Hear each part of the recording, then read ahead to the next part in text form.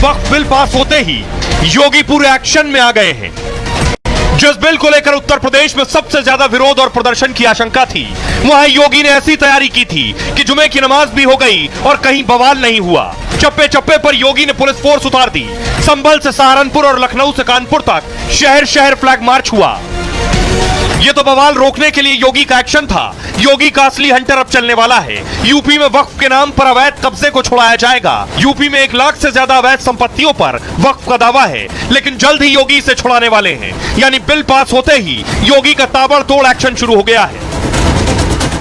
अब देखिए जरा, उत्तर प्रदेश में वक्फ बिल इधर पास हुआ, कानून का रूप ले रहा है राष्ट्रपति के हस्ताक्षर के बाद। दूसरी तरफ देखिए, बिल पास होते ही यूपी में एक्शन शुरू हो गया है। यूपी में वक्फ संपत्ति को लेकर योगी सरकार कार्रवाई के मोड में है। जिला अधिकारी वक्फ संपत्तियों को लेकर रिपोर्ट सौंपेंगे योगी को। इस रिपोर्ट के बाद योगी सरकार कार्रवाई शुरू करेगी। अवैध रूप से घोषित संपत्तियों पर एक्शन होगा।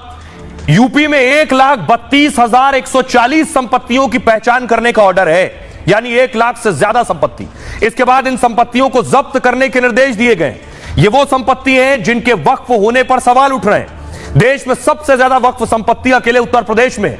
सुन्नी वक्फ बोर्ड ने 1,24,355 संपत्तियों को रजिस्टर किया है, जबकि शिया वक्फ बोर्ड ने 7,785 संपत्तियों को रजिस्टर किया हुआ। लेकिन राजस्व रिकॉर्ड में अधिकतर संपत्तियों का कोई जिक्र नहीं है। 2,533 सुन्नी और 430 शिया वक्फ संपत्तियों का ही रिकॉर्ड राजस्व में है। करीब 98% संपत्तियों का कोई सरकारी रिकॉर्ड राजस्व में नहीं है। ऐसी सारी वक्फ संपत्तियों पर अब खतरा मंडरा रहा है। बड़ी संख्या में खलिहान, तालाब, पोखर वक्फ संपत्ति घोषित है। ग्राम समाज और सरकारी संपत्तियों को वक्फ संपत्ति घोषित किया गया, जबकि केवल दान की गई संपत्तियों को ही वक्फ माना जा सकता है। अवैध तरीके से कब्जे में ली गई जमीन को जब्त किया जाएगा। यूपी सरकार राज्य के दर्जनों जिलों में इसको लेकर विशेष अभियान चलाएगी।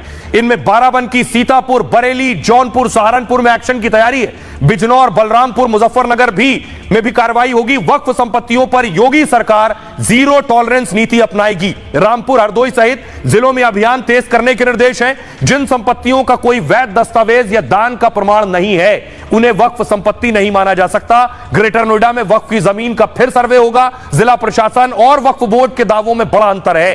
पीलीभीत में एक तालाब का मामला हाईकोर्ट में विचाराधीन है। तालाब को वक्फ संपत्ति घोषित करने को लेकर याचिका दी गई। यूपी में 57,792 सरकारी संपत्तियां अवैध रूप से वक्फ संपत्तियां दर्ज हैं। ये सारी जमीन 1,17,012 एकड़ के करीब है। और अब इस पर कार्रवाई की बात हो रही है। सुनिए, सदन में संजय सिंह ने इस बिल पर क्या कहा और सुधांशु त्रिवेदी ने।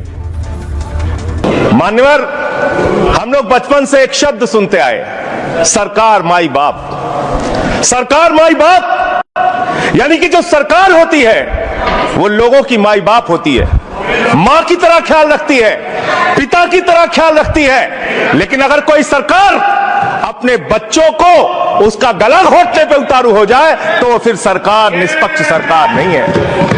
एक गैर संवैधानिक बिल लाके क्या क्या लिखा इस कानून के अंदर, आपने किस तरीके से आपने इस संविधान की हत्या करने का काम किया। आप बड़ी बड़ी बातें कर रहे हैं। ये सरकार कह रही है कि ये कानून हम मुसलमानों के भले के लिए आ रहे हैं। जब मैं आपसे सुनता हूं तो मुझे लगता है कपिल शर्मा कॉमेडी सर्कस में बोल रहा है। आप मुसलमानों का भला कर रहे हैं, आप मुसलमानों का भला कर रहे हैं। दोनों सदन में एक भी सदस्य, दोनों सदन में सिर्फ एक सदस्य गुलाम अली को छोड़ के एक भी सदस्य आपका मुसलमान नहीं है। आप मुसलमानों का भला कर रहे हैं। कुछ लोग वो हैं जो उम्मा का ख्वाब पाले हुए थे। उम्मा शायद हमारे बहुत से लोग समझते हो ना समझते हो, पूरी एक एंटायर जो इस्लामिक खलीफत और राज होता है उसको उम्मा कहते हैं। उम्मीद वालों को तो उम्मीद की नई रोशनी दिख रही है, उम्मा वालों की उम्मीद पे पानी फिर रहा है। मगर सभापति महोदय, ये अल्पसंख्यकों की बात करने वाले जब अल्पसंख्यक की बात आती तराजू पे तोलते हैं, किसका वेट ज्यादा है, किसकी धमक ज्यादा है, किसकी खनक ज्यादा है, फिर तय करते हैं कि माइनॉरिटी के साथ आना है, किस माइनॉरिटी के साथ नहीं आना है। इस्लाम में जो काफिर से ज्यादा मुशरिक और शिर्क को बुरा माना गया, यानी जो भगवान को माने ही नहीं। यहां देखिए, वो लेफ्ट के लोग जो कहते हैं धर्म एक अफीम है, वो आज खुदाई खिदमतगार बन के खड़े हो गए। सोचिए कैसा बदलाव आया है। और सर, मुझे एक और चीज नजर आती है। एक पुराना गीत था, वक्त ने किया क्या हसी सितम। तो आज मैं कहना चाहूंगा, वक्त ने किया क्या हसी सितम कि मुस्लिम लीग और शिवसेना मिलके हो गए हम। तो सुधांशु त्रिवेदी को आप सुन रहे थे, उनका शायराना अंदाज। मैंने आपको बताया योगी ने एक्शन शुरू कर दिया है यूपी में वक्फ की प्रॉपर्टी पर। पूरे देश में देखिए वक्फ की कहां कितनी प्रॉपर्टी है। उत्तर प्रदेश में, पूरे देश में जो वक्फ की प्रॉपर्टी, उसका 27% हिस्सा यूपी में, यानी सबसे ज्यादा वक्फ की प्रॉपर्टी उत्तर प्रदेश में। पश्चिम बंगाल में उसका 9% है, 9%। पंजाब में भी 9% वक्फ की प्रॉपर्टी है। तमिलनाडु में 8% है। कर्नाटक में 7% वक्फ प्रॉपर्टी है। केरल में 6% है और गुजरात में 5% है। तेलंगाना में 5% वक्फ प्रॉपर्टी है, यानी बड़ा हिस्सा अकेले उत्तर प्रदेश में है। इसलिए उत्तराखंड के मुख्यमंत्री भी इन प्रॉपर्टीज पर जो अवैध कब्जे हैं उन पर एक्शन की बात कर रहे हैं। सुनिए पुष्कर धामी को। उत्तराखंड के अंदर बहुत सारे ऐसे मामले हैं, कई हजारों, उत्तराखंड बनते समय जो संख्या थी उसमें कई हजारों की बढ़ोतरी हुई है। हम इसकी जांच करवाएंगे, इस पर काम करेंगे और जनहित के कामों को इस पर आगे बढ़ाएंगे। ये सारी जमीनें सरकार में आएंगी और जन उपयोग के काम आएंगे। अनेक योजनाएं उसमें होंगी, अनेक विकास के काम आगे बढ़ेंगे। अब देखिए, इसका अंदाजा था कि इसके बाद प्रदर्शन होगा, लोग सड़कों पर निकलेंगे, वही हुआ। ये तस्वीर देखिए देश के हर शहर में। ये बेंगलोर की तस्वीर मैं आपको दिखा रहा हूं। बेंगलोर में भी लोग सड़कों पर उतरे। छोड़ो मुल्क छोड़ो, मुर्दाबाद मुर्दाबाद, अब डेमोक्रेसी, डाउन फैशिज्म, अब संविधान। देखिए जरा, सियासतदान बड़े आंदोलन की धमकी दे रहे हैं। क्या कह रहे हैं उसमें सबसे पहले देखिए असदुद्दीन ओवैसी क्या कह रहे हैं। कह रहे हैं ये बिल मुस्लिमों के साथ एक अन्याय है। वो कह रहे हैं मदरसों और मस्जिदों को निशाना बनाया जा रहा है। सरकार झूठ बोल रही है कि इससे गरीब मुसलमानों का भला होगा। वक्फ बोर्ड पूरी तरह से धार्मिक संस्था है। मुसलमानों से अधिकारों को छीना जा रहा है। इस बिल में शेड्यूल्ड ट्राइब्स के नाम पर गुमराह किया जा रहा है।